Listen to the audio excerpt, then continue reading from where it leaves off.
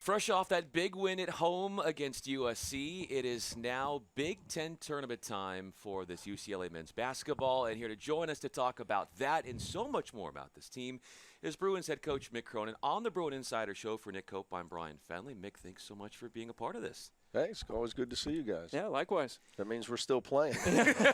Exactly. One of the things that your star Eric Daly, coming off the career-high 25 points, had on Saturday in the win against USC was something he really encapsulated, which I feel like describes this program, this belief in yourselves, the ups and the downs of the season, and just always believing that what you guys felt in the locker room had something special, no matter what everybody else said. How do you feel like those comments resonate with the status and the spirit of this team? Well, look, as the leader of the program, I work really, really hard on that.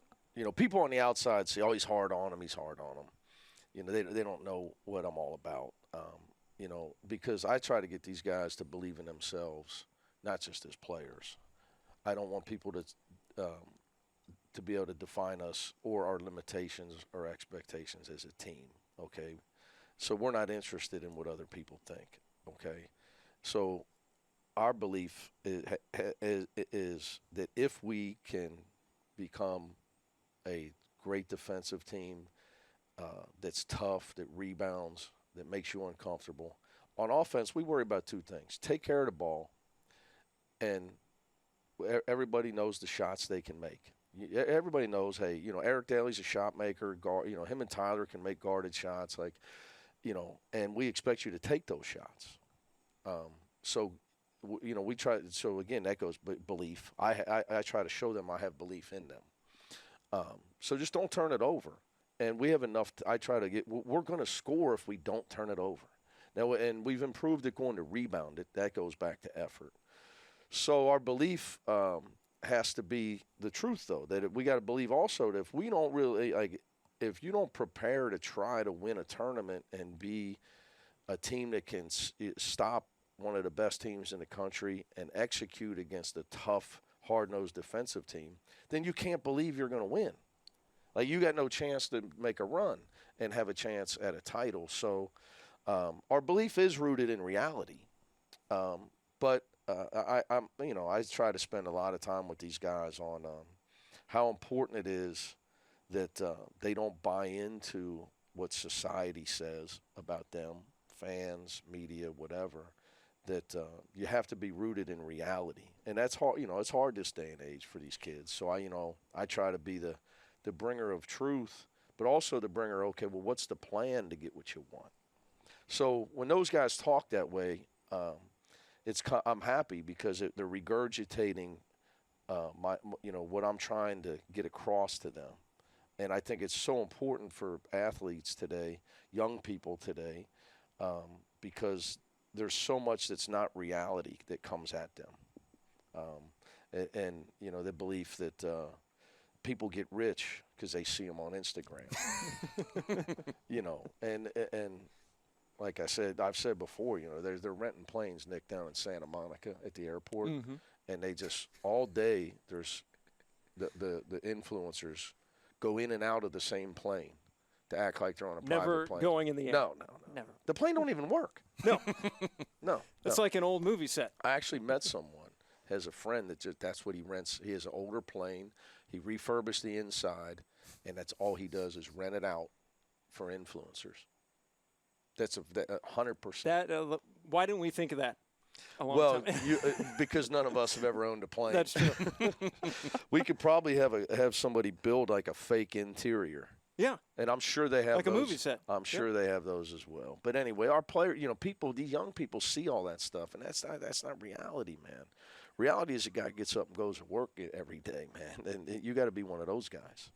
So I think what we're talking about also dovetails into what we talked about with Sky Clark a couple of weeks ago. He was talking about how much fun he is having on this team and that he hasn't had more fun. And this is a guy who's played on 6 different teams in the last 6 years, including his time in high school as well. So when you hear a guy like Sky talk about that, how is that emblematic of what you want this team to look like and operate? It proves my number one point that I said on day one of my job at UCLA. Winning is fun. Yep. You know, people say, hey, you got to let them play. I don't know anybody that has fun getting their ass beat. I just don't. I don't know. I mean, maybe there was a few. I don't know. For Sky in particular, though, he's been through a lot with a family health issue that is as tough as a thing as I've ever had a player go through. Death, yes, is tougher. But Sky's going through a major medical issue to a parent. And he has had to be the adult male, and his younger brothers and sisters. So for him to say he's having just any modicum of fun and with what he's had to deal with makes me happy, just because he is somebody I've known a long time since I got here, and have been watching play since freshman or sophomore year in high school. And he was in the Valley, I live in Encino, so he's out at Heritage Christian. So, but as far as the team, man, I'm telling you, like you Nick, like with this tournament time stuff, when they put you win and you advance, and now everybody's got the bracket and somebody puts it up. Yes. And the team cheers. How come that you don't ever see the losing team cheering, right? I mean, so the winners, especially this time of year, man, it's going to be fun if you win and you stay a part of the greatest event that there is in March Madness. And now this Big Ten tournament's going to be wild. Thank goodness we get some rest and don't have to play till Friday. Yeah. Our guest on the Bruin Insider Show is Mick Cronin. For Nick Koop, I'm Bryan Fenley. You have mentioned just how important the rest is. Oh, yeah. With all the traveling that is going on, how valuable in this new Big Ten era for UCLA basketball is rest, say, compared to other years when this team and when you've been at the helm played in a different conference? Yeah, we didn't leave our time zone. It's all about that. That's the biggest piece of it. It's not just the games on the road are so far, and the games are tougher. The home crowds are better. The Big Ten, the depth of the Big Ten and 18 teams is just better than the Pac-12 ever was during my time. And then the plus the road crowds, the travel on top, but the travel back is harder than people think. I share, like I talked to Coach Izzo, who's a friend of mine. After our game here, they had already played USC. They played us. We were in the hallway talking. I said, I warned him. I said, when you go back, I'm telling you that'll be the hardest part.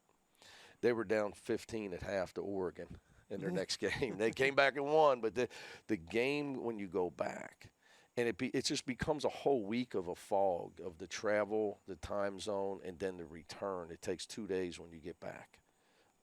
To recover from that, and because you understand now, we fly back in the middle of the night, so it's not like we're getting up and taking a 7 a.m.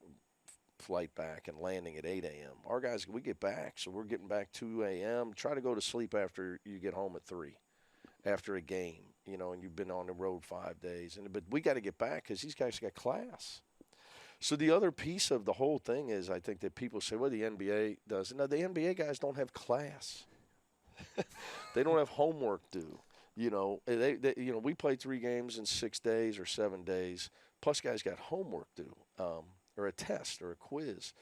So it's it's a big challenge. I mean, it just is. And Bryan, to your point, I've said this: the schedule sometimes in this Big Ten, if you look at where teams, any team, not just us, have had struggles, look at their schedule during that time.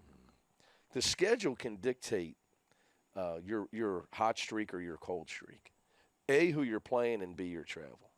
So it's been a challenge, but we've been able to get through it. And, yeah, we dealt with some injuries along the way as well, with losing Will for like 2 or 3 weeks, and, Eric with the broken nose, and then trying to play through the mask. And then we had to sit him out because he had it surgically fixed. Then he was tender. He's a big, big part of our team. So that really hurt us at the beginning of January when he had to deal with that. With the NCAA tournament being the thing that's at the very top of the priority list, what does a successful week in Indianapolis look like for you? Well, first and foremost, when you check your phone, they actually have great weather this week and back there. Better than here? Unbelievable. that we're going to fly out of here to go to a warmer weather. Our guys will be so happy. I know I am. So, yeah, we got better weather is one. Two, and stay healthy for the NCAA tournament. But then in all seriousness, it's a chance to practice being in a one-and-out tournament and talk to our guys about, look, we know if we lose, we're going home. Practice being in high – where, hey, this game is all that matters, or there's not another game. So, just use it as a practice run. If you happen to win it, that'd be great. I think all our fans understand there'd be positives if you don't. We lost an overtime game to an Elite Eight team, by the way, Oregon State. We lost an overtime game. We missed some easy shots and free throws and got beat, which was in the Pac-12 tournament. And then we went in the first game. Yes, and we went to the Final Four. Yeah. So there's a lot of positives now, if but you got to try to win. I mean, 100%, and you're going to try to practice winning, and you got to make. I will say this though, I think you got to try to make sure you're not playing some guy 40 minutes a game, and just burying him, So we have some depth on this team, so I think that helps us.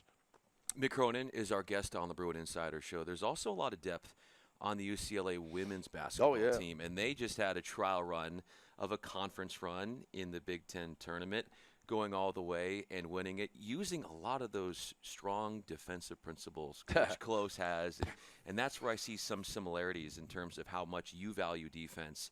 To see what they have done, how thrilled are you for that program? Well, first of all, I've known Gabriella since she was ninth grade. So, when I first got to town that spring.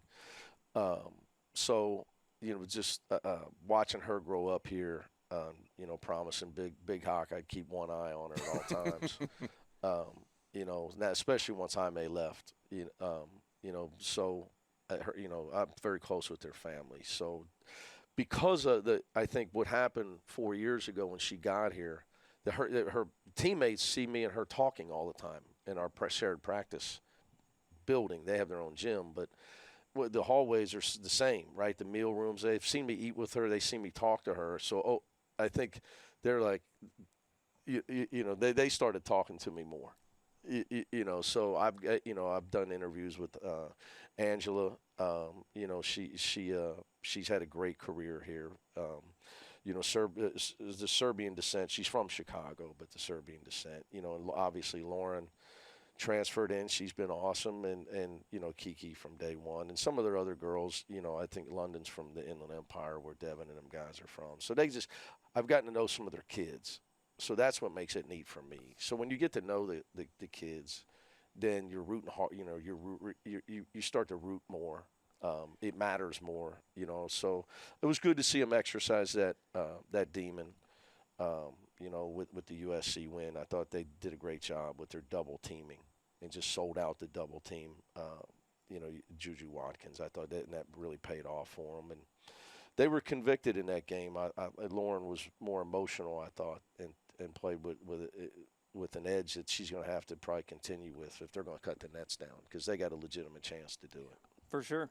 Hey, you had a couple of players get some accolades earlier today. Tyler Bilodeau, third team All Big Ten, according to the coaches in the conference. And Kobe Johnson, third time in his career, he's on an all-defensive team. And talking about Kobe specifically, I've really enjoyed watching him because he is so emblematic of being able to impact a game without scoring. Yeah. Case in point against USC, he scores 2 points, but he leads the team in plus 30. I mean, How much of a joy has it been to be able to coach him this year as a senior? Well, whenever you can have a guy, it's been a great joy, and it's mattered. It's helped us turn the program back into a top 25 program. Anybody that had to have a brain would vote for us. But we're only the 4th seed in our conference, but there's 7 teams ranked, and we're not one of them. Whatever. But he's a big part of that. So I would say it's a huge advantage when you have a player that understands that there's more to the game than scoring. And he's had some big, he made some big shots against Gonzaga. He's, in his passing, he leads us in assists. So again, it's not just defense. He leads us in assists. His rebounding's been, I think he's at 6. His rebounding has been great. His assists been great. Then you throw in the defense that doesn't, other than steals, it doesn't show up in a stat sheet. But he leads us in deflections. So for us, stats that matter, that you can control, assists, rebounds, steals, deflections, he's leading in everything. So that tells you how valuable he is. And a guy that understands that stuff matters and is so important to winning. It's huge. I can't tell you how important it is. And he's a senior. He'll be missed. But like guys like him, obviously Jalen Clark, they're so valuable. And the geniuses that vote for the top 25 and vote for All-American teams and all that, and rank portal transfers. They also rank high school recruits. They don't give any credence when you sign Jalen Clark. They don't give any accolades to you when you sign Kobe Johnson. But that's why we're coaches and they're scouting service people or, whomever they are. But anybody that knows anything about basketball can tell you Drew Holiday's impact on the Boston Celtics. Do they ever win the title if they don't get Drew Holiday? My opinion would be no. He's an ultimate winner.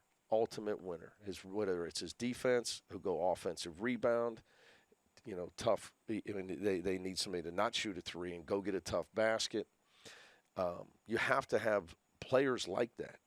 Those guys, you're not going to win titles with guys that are just absolute, I'll do whatever it takes to win, and I'm tough enough to get it done. Well said. Bruin basketball coach Mick Cronin is with us.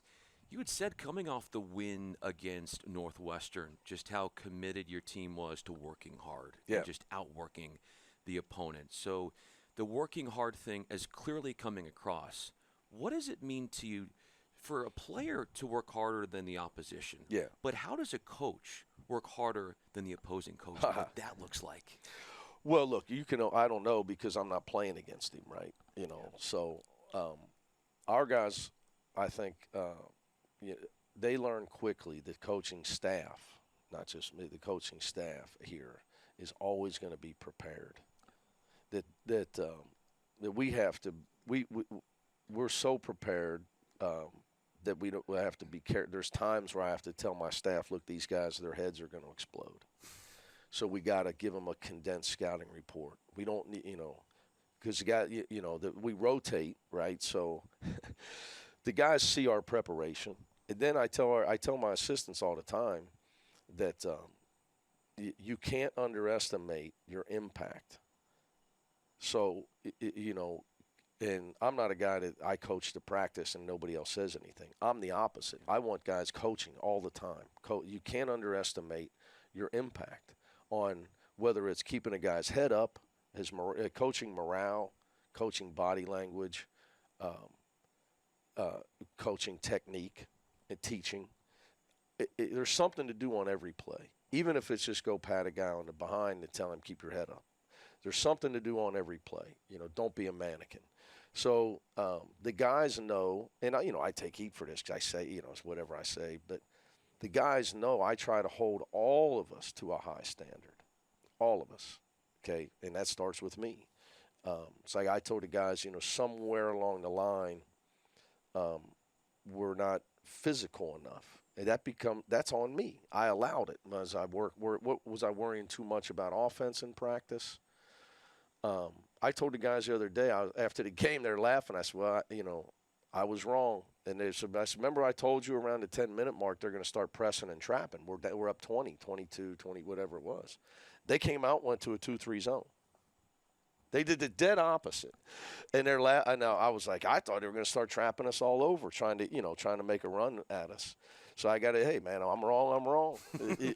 They're laughing. So we talk about that stuff all the time. It's grown-ups stuff. This isn't Little League. You don't whisper sweet nothings to each other. And they know that we try to outwork opponents. But I will tell you, the coaching roster in the Big Ten is unbelievable. So I don't know if you're doing it. It's just you can be more fit. My thing with what I was referring to, what you're getting at, was you can't be easily. I'm giving you just one example. Don't be easily screened. Just because they're run a play, don't get screened. Just don't let him screen you. And that's what the best teams do in football. Don't get blocked. They say, it's a complicated sport. No, it isn't. If you block better than them and tackle better than them, you're probably going to beat them. So don't get screened. This is Michigan State. Don't get screened and don't get blocked out. And never give up an offensive rebound. It's worked for Tom Izzo for a long time. You hear the two words guard play so much this time of year, especially in the NCAA tournament. What makes guard play such a differentiating factor this time of year? Well, because the eyes of the media, not us, right? The national media are now, the All-Star break's over in the pros, okay? Baseball hasn't started. So this is the time where everybody's watching college basketball. So they say, oh, no, college basketball. Guard play is important. Well, guard play is always important. Guard play is important in high school basketball. Guard play is always important. I would say that has become a more in vogue statement, and I think it's a correct statement. As the game has been played faster with more three-point shooting and more pick and roll, where it was, the days of, conservative, dumping it inside all the time, where now you're asking your guards to be great with the ball because they allow carrying. So, so if you can get a guard that can really be great in the pick and roll, great off the dribble, which is look, it's easy to be a good passer when you catch, Bob Knight, catch, square, pass fake, feed the post, catch, square, pass fake, hit Bryan off the screen. They told me you could shoot. From the corner, short corner about 12 feet. But nowadays you're asking guys to bounce the ball with speed and quickness and make the right decision. So it's harder. Now, they do allow guys to dribble the ball with carrying it much, than when I played. So it's harder to guard those kind of guys with the way they allow it. But it's hard to make plays when you're on the move like that, right? When you're coming off the pick and you got to make a decision while dribbling and being guarded, or you're trying to break guys down. So that game has become that. So it's harder to do, but if you have somebody that's good at it, it's harder to guard. So especially if you have shooters, where it's just a lot easier to guard people that just catch, pass, screen. Because you just switch everything nowadays. I mean, So you have to have guys. Everybody is looking for the same type of guy. Can he think, and can he break down the defense and make the right decision? Those three things. Now you tack on that he can shoot. Now you got a guy's an All-American. Can he break down the defense? Can he think? And does he have quickness? If he can knock the shot in as well. When you get one of those guys, now you're all your plays work, Nick, all of a sudden. Yes. All your plays work because he makes them work. You just watch Marcus Sears for Alabama, for instance. His 5th year, he's been All-American. All your plays work. When you got a guard that makes your play work, we went through look, in Sky and Dylan, when they play really well, we're hard to defend, man, because our front line guys can all score. Obviously, we were a highly efficient team for a long time because you had a guy like Tiger Campbell. And then when he became a better shooter, we were really hard to stop. This team is very hard to stop going into Big Ten tournament play, and so glad for the head coach to stop by. Mick Cronin. For Mick Cronin and Nick Koop, I'm Bryan Fenley here on the Bruin Insider Show. Mick, thanks so much for enlightening us what's on the top of your mind going into an exciting week, and then before you know it, we'll be right into the big dance.